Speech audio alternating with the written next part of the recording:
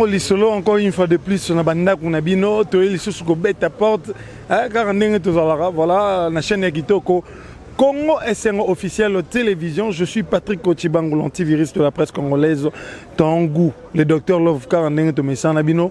Toye mokonalelo na histoire na biso wapitozo sala analyse par rapport à match ya Léopard ndenge to livra qui tous les deux rencontres et dans Lubumbashi et dans Bénin parce que on a eu à voir de réactions à congolais ba leli vraiment ba lobby coach Hector vraiment à assurer dans nous et dans le match amical et dans le match Azope Sarara à lire ya coach Sengi au ba otiko longola mais to éviter toke na makambo tu apu ba congolais batalaki match yango biso pe Congo Lisolo voilà ezali solo ya mboka neto kiti sur terrain na mon caméraman Ridi Bontek l'homme géant na Pichu Mansia le réalisateur le plus frais voilà PM le vrai PM ensemble na poto mega osala analyse il y a match na biso donc voilà na pesi mbote na celle qu'on appelle Nicole Lukaou.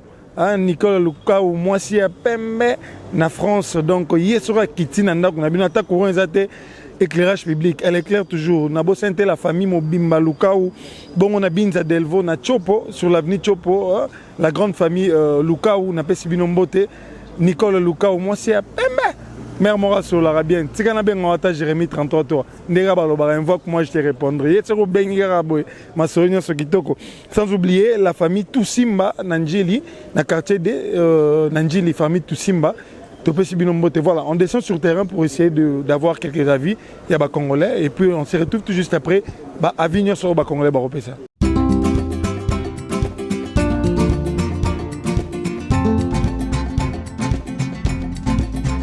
Mbote ndeko Mbote papa journaliste comment on a Shadrack ndeko Shadrack olanda match ya Léopard bon on a deux matchs analyse na osalinde na landa kango mais on a Léopard vraiment donc on a Léopard na biso vraiment donc ba konza mboka ba osala lelo te ba otala likambu nango te talaka ba pays mususu ba koma okende di monde ba obeta ba développer mais biso na mboka na biso di monde to kendaka te bandanga na botama tina komi na ajo na mona na esika Léopard akenda di monde de na yo kara so nda ba papa wana nde baloba akendaka na ba do na ba 74 mais yende mutoza titulaire makambu donc yende mutu donc ata l'équipe na biso papa journaliste to lobi mabete tozolo baboye yenda za titulaire makambu nyoso pour instant.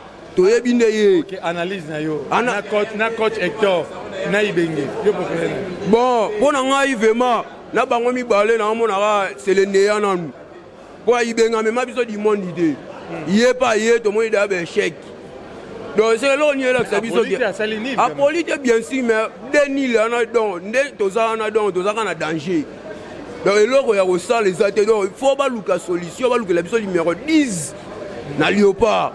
Na Léopard, on a 10 idées. Est-ce que le coach Hector, il faut ça la confiance bien à locaux? Oui, il faut que notre histoire na Congo, on a un club ébélé, papa journaliste. On a un club ébélé. Par contre, on va jouer à Mazembe, on va jouer à Vita, on va jouer à Renaissance, on va jouer à Lupopo, on va jouer à Sangaba Lende. Donc, c'est ébélé. Si on va saluer l'équipe, il y a Léopard, l'équipe de base, il y a Bisso, il y a Congo, on a bien pour on va avoir un poteau, on va bête, on va aller à Mbongo. Donc, il faut pas faire ça nerf à Congo. C'est ça la moitié. Merci beaucoup. Oui, donc, le coach Hector doit faire confiance dans les locaux et on a Baïmo Kabalobi. Voilà.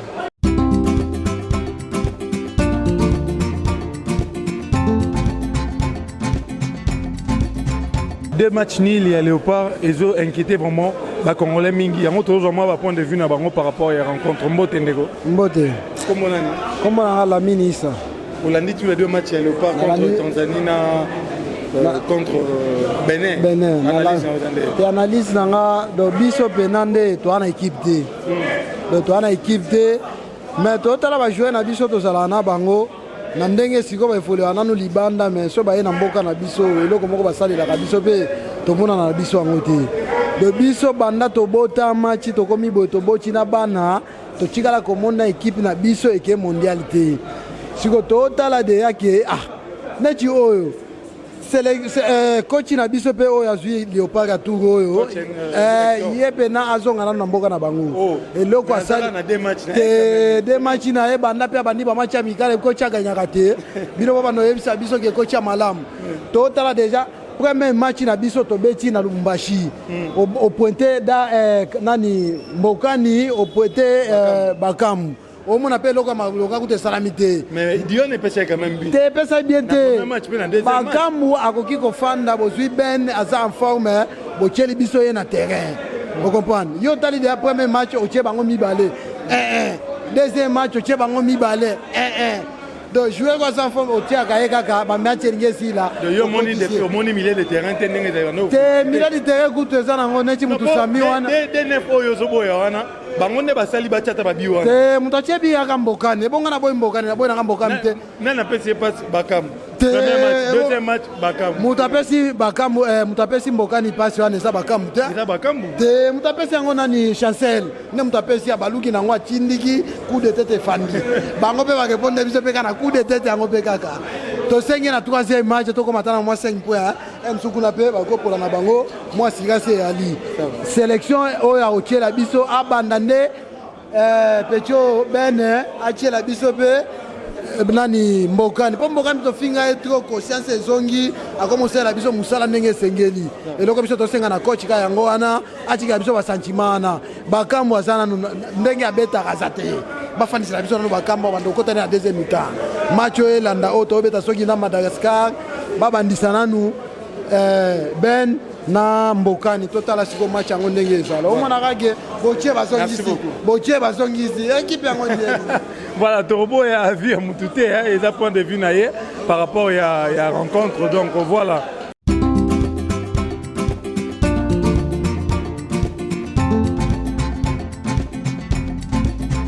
Comment on a Ibrahim? Ndeko Ibrahim, tu as l'analyse ya match ambitieux de part, tous les deux matchs auto livrés dans le Lubumbashi pe na Benin. Pour na yo, on est ça mon analyse par rapport. Bon, sur que moi analyse muké, en tout cas équipe est mal préparée. Équipe n'a joué temps à préparer pour affronter la compétition. Donc bah jouer au Senga qui ba ya baye, Mboka Nazali, Bolina ni quoi, Bakamu Azali. Donc bah jouer à qualité de na bango bazawana. Mais l'équipe n'a eu temps à préparer pour exprimer jeune à terrain. Donc, il faut s'exprimer vraiment bien. Mais début à coach Hector, bon, coach Hector, comparé non à Ibengete pour y aller vraiment tenter dans l'équipe nationale. Début na bango par rapport à Ibengete. Bon, début na ye par rapport à Ibengete, Ibengete bien par rapport à ye. Mais par rapport à coach Hector, nazo senga ba pese moi temps muké du sous. Peut-être on peut ça m'a bloqué à malam. Donc on a senga ya mais l'équipe est mal préparée. Bazo makamuna maboko.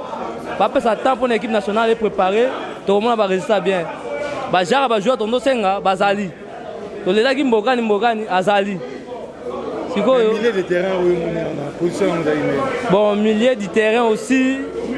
Ba joueur va bettre na poto kaka bangwana mutu sami a bettre na poto tout le monde a gagné. Mais bah l'Afrique qui te doit comprendre bon.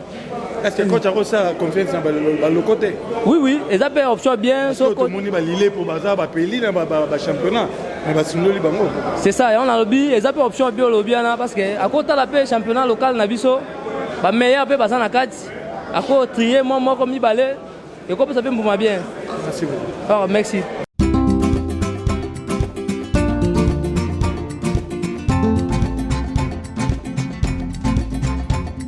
Mbote ndeko? Ah mbote papa journaliste. Comment on a Koko Ndamba? Koko Ndamba. Léopard na biso livré des matchs. Qui rencontre wana? Te rencontre na mona ki yango et pesa biso plaisir. Bon de nouveau pour na mona ka ba joueur na biso mais comme on a na Léopard et ça ma connaissance secret des esprits planétaires nan otoko lobela. Raison par rapport Léopard et Nyama mais tout de suite on l'a sango katina bato. C'est que bat faut pas jouer bizarre la Léopard pour le Léopard abano gagner. Ba joueur na biso na regretter que joueur azo kota zo ça la signe de la croix. Non, joueur na biso na kati Afrique ko signe de la croix te. Faut ko ta bena avec esprit. Donc toi na place yo doza na pays moko mo eza makasi. Faut ko ta bena na vitesse. Yo na mo ke ma esprit mingi ngalobi analyse sur terrain. Analyse ça normal mais match beta ma contre esprit te. Ba ninga baza na esprit mais biso doza sans esprit soko moni léopard ke dans les bosote. Faut to zonga pena esprit à léopard. To la esprit à léopard. Bon sélection eza nango normal mais to moni ka eza ancien sélection. To moni entraîneur à sika mais ba joueur à kala. Mais na formellement faut ba jouer entraîneur à sika ba joueur à sika. Mais tu regrettes te ba mbongani bango tu ba jouer na biso mais to senga entraîneur à sika sélection à sika. C'est le choix na ngai. Merci beaucoup mais faut ba zonga na léopard. Pour eza nyamazamba.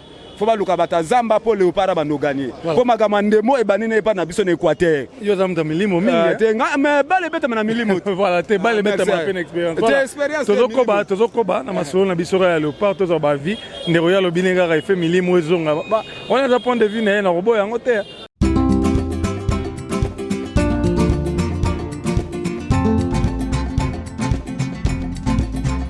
Voilà, mbote ndeko. Ah, mbote ndeko. Voilà, comment on est? Comment on a Van Mbeki, Van Djogo, ancien Djogo. Ancien Djogo, voilà, on a tombé bien ancien Djogo. Question par rapport à des rencontres na biso léopard à Livraki. Pour l'année yango, analyse ni okuro ça.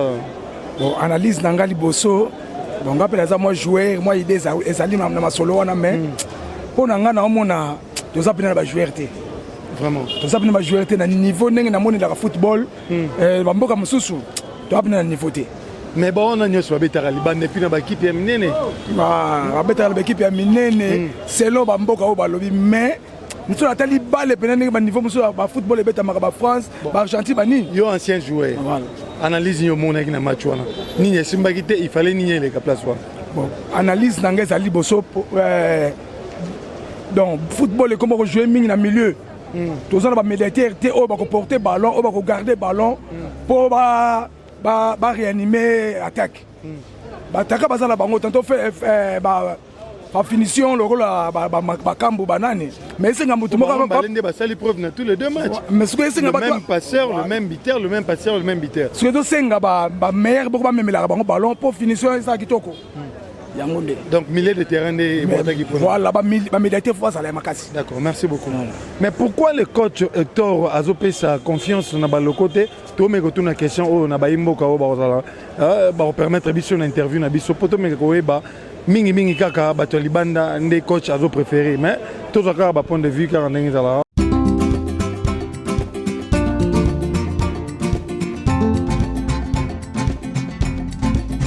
Mbote ndeko? Mbote papa. Comment on est? Patrick Bola. Ah, Patrick Bola veut dire que Ndoyi n'a Patrick Chibang. N'a Patrick Bola. Voilà, bon, tout ça l'analyse par rapport à des rencontres au Léopard au livré. Et tant que moi, dans Mboka, tu vois qui rencontre on est. Bon, équipe là, nous. On a un joueur qui a bango mais entraîneur Azaya Sika. Tu y habité. Ce qui est qui nous pour kozanga misala ba congolais yango ba beta bongo. toyebi te soki mpona bandeko na biso bakufa na Goma kuna kozanga misala c'est-à-dire bakongolais baosouffrir kolela wana ekopesa pe libabe na mboka mosusu bandeko na biso bakufa na Goma kuna tozwa solution te peut-être ekopesa pe babiloko ya bongo mais tosouhaite ke nzambe asunga kaka mboka na biso babeta ba match etikali bon sélection za nango normal moi muke moi mabeka kapo atiaki baloko te esenga pe moi baloko baza question ina tuna est-ce que coach Hector il fait ça confiance bien na baloko oui loko pe to moni vraiment match na baloko loko a motivaka lukaka yeba na mona na bangaka te et po ezali kamba mabele loko esenga azala loko pe fezala professionnel abetaka pe na loko mwana mukabeta kambona mukulo babini jamais que non obosa na baloko eza mabe neti ba isama peko aza normal sama soka zawana na place ya Joana ba benga soki soso azo matane normal roi soso mais kopesa a kokate a matane bien mais na suka a bebisa il fallait ne isama za la place wa voilà merci Ndoyi Patrick ngape na lelio fort voilà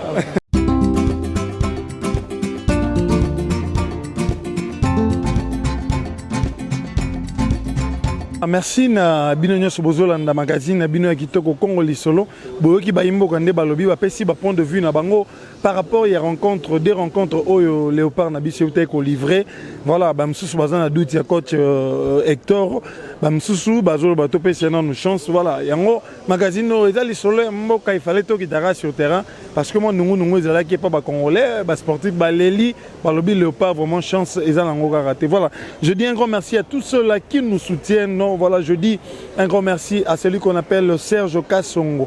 Hein, Serge Kassonga, l'architecte le plus frais. Serge Kassonga, sans oublier Eugène Kertiso Kabea, l'ami perso de Patrick Ochibangu, que je suis, et sans oublier le banquier J.R. Kwimi, le 4 fois banquier. Napesio Mbote place aux Ali, Madame Laurent Koué Anabo Namatete, Napesio Mbote, Nabatandu Namatete, Napesio vraiment Mbote, Rachel Pindi Gens, Rachel Pindi Gens, na Luanda, Yende Penam Mamaya Losambo, Balobi Mwasi à Bosambo Mingi à Bonzambe, Napesio Mbote, sans oublier celui qu'on appelle le boss Bienvenue Mangwata, Nzote Boyambindo Raphaël Varane, Vie Naleli. Sans oublier sa femme, son épouse, Madame Anichitou, l'astre de lumière. Elle est claire quand elle est là.